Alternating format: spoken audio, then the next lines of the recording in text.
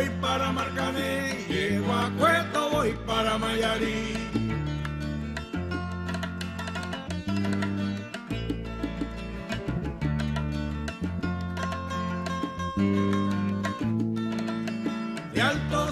Bonjour Isabelle. Bonjour. Et c'est là qu'on se dit, j'aurais bien aimé être avec vous pour ce voyage assez incroyable. On va parler mode évidemment, et on va parler d'un défilé hors du commun. Hors du commun, effectivement, le défilé croisière de la maison Chanel qui s'est passé à La Havane, donc à Cuba. Ça a été magique et c'était incroyable parce que vous aviez plus de 700 personnes quand même qui avaient fait le déplacement. Et comment véhiculer, comment amener tous ces invités au défilé, ils avaient réservé toutes les vieilles Chevrolet, les Cadillac, les Pontiac des années 50 et c'était un cortège qui est arrivé comme ça sur le Malecón, la fameuse avenue qui longe la mer. C'était entièrement interdit à la circulation. Nous sommes rentrés dans la Havane et nous sommes arrivés au Paseo del Prado, qui est une grande artère de la Havane et qui fait plus de 300 mètres de long. Vous avez cette artère qui est donc avec deux côtés de la rue, avec ses vieilles façades de couleurs, du rose, des verts, des bleus ciel un peu délabrés, ces gens au balcon et cette artère, cette avenue avec ces arbres plantés qui a servi quand même de podium, un podium de plus de 300 mètres. Et c'est Karl Lagerfeld qui organisait tout ça. Et c'est Karl Lagerfeld qui a eu, alors après le pape, Barack Obama, les Rolling Stones, oui, voilà, Karl Lagerfeld arrive à la Havane et il est super connu là-bas.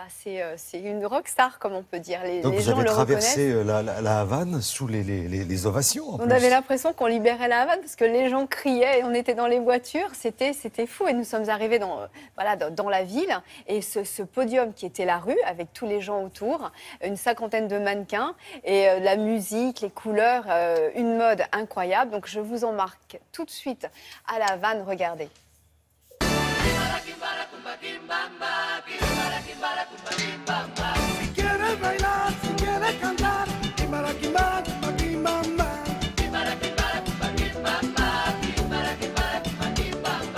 Pour nous, Cuba, c'est vraiment le retour aux sources de la croisière. Dans les années 20, dans les années 60, Cuba faisait partie des resorts vers lesquels les belles américaines aimaient partir voyager en novembre.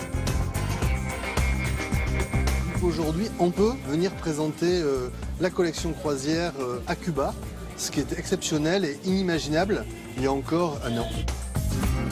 Avant tout, Cuba, c'est une vraie inspiration pour M. Lagerfeld, pour le défilé.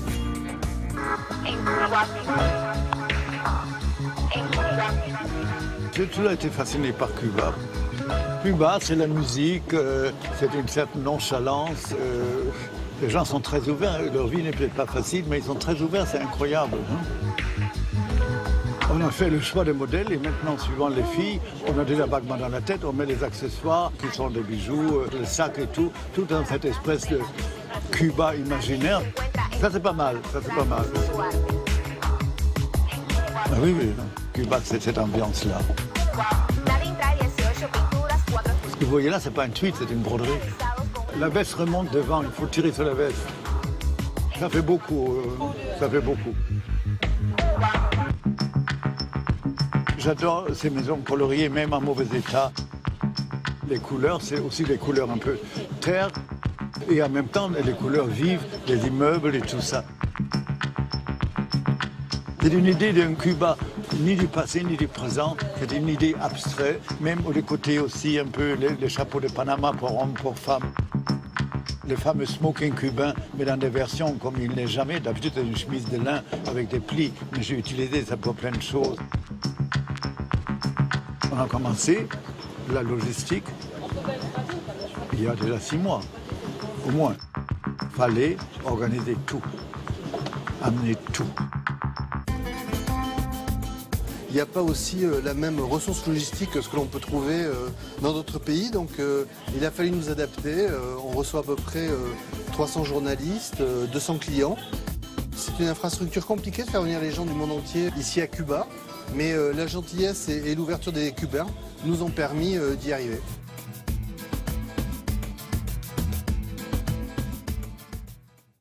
Ce qui est assez incroyable, c'est que vous étiez dans la première voiture qui vous a... Je vais aller placer la caméra, c'est moi qui ai ouvert le cortège. Donc voilà, c'est un beau souvenir. Donc une collection croisière qui sera en vente à partir de novembre. Et ça devient les collections croisières deviennent de plus en plus importantes parce que c'est celles qui restent le plus longtemps en boutique, au moins de novembre jusqu'au mois de mars.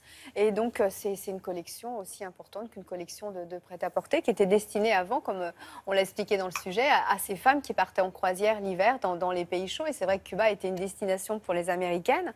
Et d'ailleurs, quand nous étions, il y avait le premier paquebot qui revenait, le premier paquebot américain qui est arrivé justement à La Havane. Voilà, c'est le mois de la culture française à Cuba. Donc, c'était pas prévu quand Karl Lagerfeld a eu l'idée de dire on va faire la collection croisière à Cuba il y a plus d'1 an. Cet événement n'était pas encore prévu. Donc voilà, il sent les choses, il est toujours en avance sur son temps et la collection était vraiment magnifique. Voilà, et on remercie Karl Lagerfeld qui visiblement a l'air d'apprécier Télématin. Ah oui, parce oui. qu'il est très prolixe. C'est vrai nous sommes assez privilégiés. On a pu assister à l'accessoirisation. Donc, c'est 2 jours avant le défilé. Il regarde tous les looks, comme on dit. Et donc, il décide ou non de mettre un sac, un chapeau, une paire de chaussures, un bijou. Voilà. Et ça se passe, c'est la veille du défilé. Merci beaucoup, Isabelle. À tout à l'heure.